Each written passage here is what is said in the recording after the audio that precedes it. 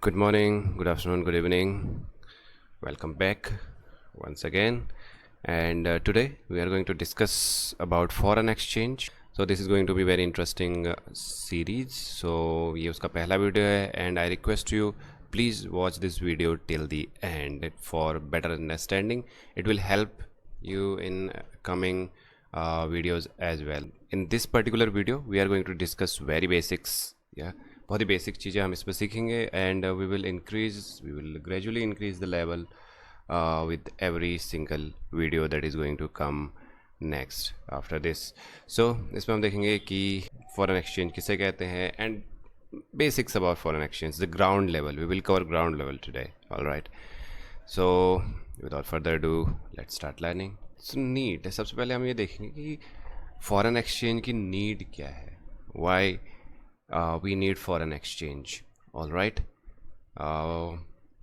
We know that today it's the era of globalization का दौर है एंड हर एक कंट्री एक दूसरे के ऊपर किसी न किसी वे में डिपेंडेंट है. So it is very important for us to understand this concept, the foreign exchange. तो फॉरेन एक्सचेंज किसी के लिए क्यों ज़रूरी है?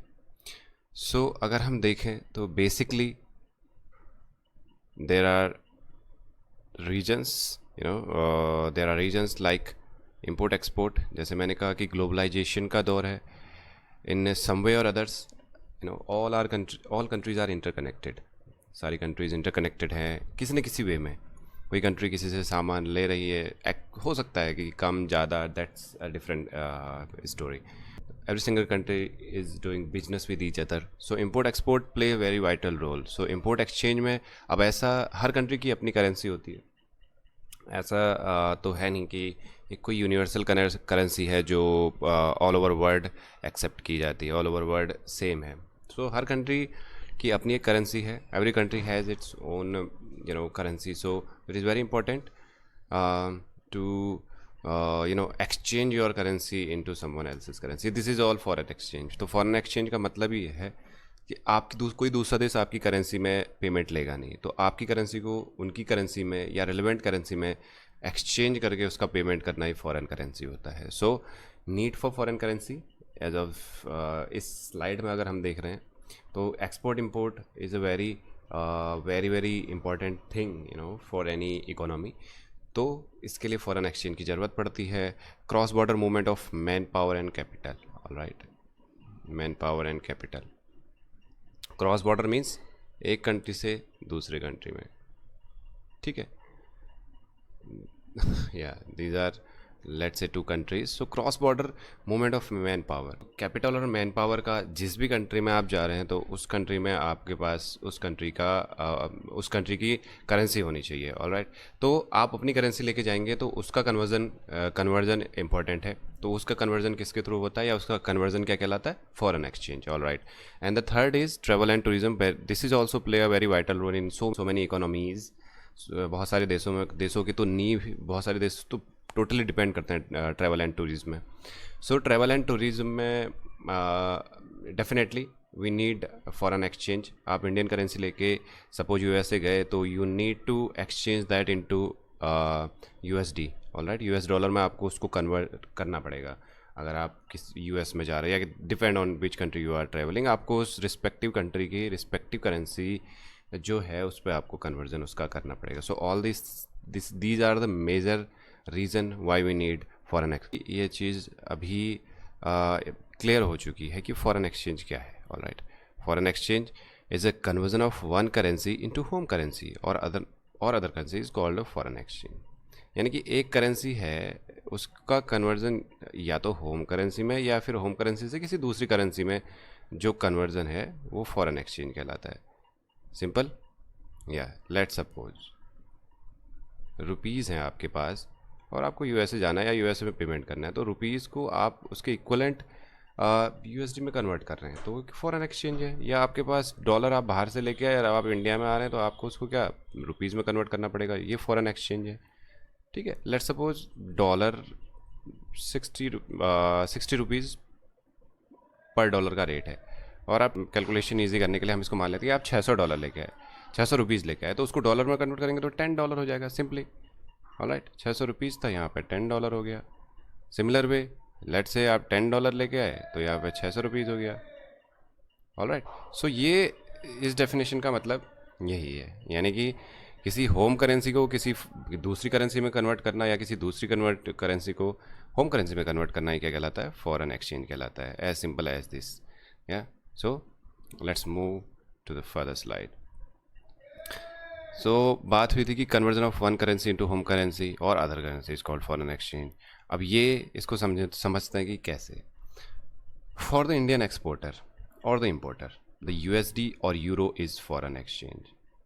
आपकी करेंसी से बाहर की जो भी करेंसी है जिस पर आपको कन्वर्ट करना है, आपकी करेंसी को अगर यूएसडी में कन्वर्ट करेंगे तो फॉरेन एक्सचेंज का पार्ट है, उसको यूरो में कन्वर्ट करेंगे तो फॉरेन एक्सचेंज का पार्ट है। ठीक है, इंडियन एक्सपोर्टर के पॉइंट ऑफ व्यू से यूएसडी और यूरो एक फॉरेन करेंसी है, और यूएसडी और यूरो में अगर आप कन्वर्ट करेंगे अपनी करेंसी तो वो हो जाएगा पार्ट ऑफ फॉरेन एक्सचेंज। और सिमिलरली अमेरिकन है, ब्रिटिश है, या कोई भी आउट ऑफ इंडिया से बाहर का है तो उसके लिए इंडियन रुपीज़ क्या है, वो एक फॉरेन एक्सचेंज का पार्ट है। Why? Because if they want to do business in India, let's say अगर वो इंडिया में बिजनेस करना चाहते हैं, इंडिया में लेट्स से इन्वेस्ट करना चाहते हैं इंडिया में, या फिर इंडिया से इंपोर्ट करना चाहते हैं, तो उनके पास इंडिया करेंसी होनी चाहिए। बट दे हैव पॉन्ड और USD depend on the country, तो उसको आपको इंडियन करेंसी में कन्वर्ट करना है। ठीक है, तो सिंपल सा लॉजिक है कि आपकी होम करेंसी को बाहर की करेंसी में कन्वर्ट करना है, तो जो भी बाहर की करेंसीज हैं all are part of foreign exchange. As simple as this. तो फॉरेन एक्सचेंज क्या है, थोड़ा सा और हम डीप जाने की कोशिश करेंगे। तो फॉरेन एक्सचेंज है ऑल क्लेम्स पेबल अब्रॉड। कोई भी क्लेम है जो आपको विदेश में पेमेंट करना है जिसका, ठीक है, ऑल क्लेम्स पेबल अब्रॉड, जो किसी देश की बाउंड्री के बाहर जिसका पेमेंट होना है, that are part of foreign exchange. कोई भी डिपॉजिट है, credit and debit balance, credit and balance payable in foreign currency, and LC bill of exchange express in Indian currency and payable in foreign currency. कहने का मतलब जहाँ पे भी बाहर की करेंसी का इन्वॉल्वमेंट होगा वो हो जाएगा फॉरेन करेंसी के पार्ट। देखिए, कोई भी डिपॉजिट्स होगा, कोई भी क्रेडिट है, या कोई भी बैलेंस पेबल है फॉरेन करेंसी में। ठीक है, डिपॉजिट भी फॉरेन करेंसी में, क्रेडिट फॉरेन करेंसी में, या बैलेंस है फॉरेन करेंसी में पे करना है। एलसी लेटर ऑफ क्रेडिट है, या बिल ऑफ एक्सचेंज है, जो इंडिया की करेंसी में तो एक्सप्रेस है लेकिन किस बाहर की करेंसी में पेएबल है। ठीक है, लेट्स से कि बिल ऑफ एक्सचेंज यहाँ पे है 100 रुपीज़ का बिल ऑफ एक्सचेंज है, लेकिन ये पेएबल क्या है, फॉरेन करेंसी में है, तो इसको हम कन्वर्ट कर देंगे किस में, फॉरेन करेंसी में, और पे कर देंगे as per the condition of bill of exchange. ठीक है, तो I hope you are getting the point. तो सिंपली आपकी मतलब कोई भी ऐसी चीज़ जिसमें फॉरेन करेंसी का इन्वॉल्व होना है, जिसमें आपको रुपीज़ को फॉरेन करेंसी में कन्वर्ट करने की ज़रूरत है, वो पार्ट है फॉरेन एक्सचेंज का। It is a contract to exchange fund in one currency for fund in other currency it an agreed rate और अरेंज बेसिस। सिंपल सा जो मैं अभी बात कर रहा था वही बात यहाँ पे लिखी हुई है कि एक कॉन्ट्रैक्ट है टू एक्सचेंज फंड्स। ठीक है, एक कॉन्ट्रैक्ट है फंड एक्सचेंज का वन करेंसी से दूसरी, एक करेंसी से दूसरी करेंसी में। एक कोई एग्रीड रेट होगा, कोई मार्केट रेट या एग्रीड रेट होगा, and arrange basis. Arranged basis means depend करता है कि करेंसी की अवेलेबिलिटी क्या है। Okay, so this is very simple definition. It is a contract. What is foreign exchange? It is a contract to exchange funds in one currency for funds in another currency. तो एक currency के fund को दूसरी currency के fund में exchange करने का किसी एग्रीड रेट में और किसी अरेंज बेसिस पे। ठीक है, तो ये एक कॉन्ट्रैक्ट है। Alright, so this is it, very basic definition. I hope you got it very clearly. अब देखते हैं फॉरेन एक्सचेंज मार्केट क्या है। तो सबसे पहले देखेंगे कि कौन कौन से चीज़ें इससे मिलकर फॉरेन एक्सचेंज बनता है। So it comprise of individuals, business entities, या commercial and investment banks. Central banks play a very vital role. ठीक है, किसी भी देश का सेंट्रल बैंक बहुत वाइटल रोल प्ले करता है फॉरेन एक्सचेंज मार्केट में। Then cross border investors, definitely FII FDI we know that. ठीक है, तो वो भी फॉरेन एक्सचेंज का पार्ट है। सो और हमने देखा कि ये सारी चीज़ें, ये सारे जितने भी चीज़ें ये सब मिलके the foreign exchange comprise of all these things, means the individual and business entities, all right, commercial and investment banks, central banks, cross border investors, okay, these are all part of foreign exchange. It is a communication system based market. Foreign exchange market is communication system market, कोई physical market नहीं है, सब कुछ communication पे based है। एक country दूसरी country को कम्युनिकेट कर रही है, ठीक है, आपस में कम्युनिकेशन है, और उस कम्युनिकेशन के बेस पे सेल और परचेज होता है किसका, करेंसी का। So there is no physical market like we have physical market for things, ऐसी कोई फिजिकल मार्केट एग्जिस्ट नहीं करती है। So this is just a communication system based, ठीक है, एक कम्युनिकेशन के ऊपर डिपेंड करता है किसी का भी सेल परचेज करना, all this is the only way possible, all right.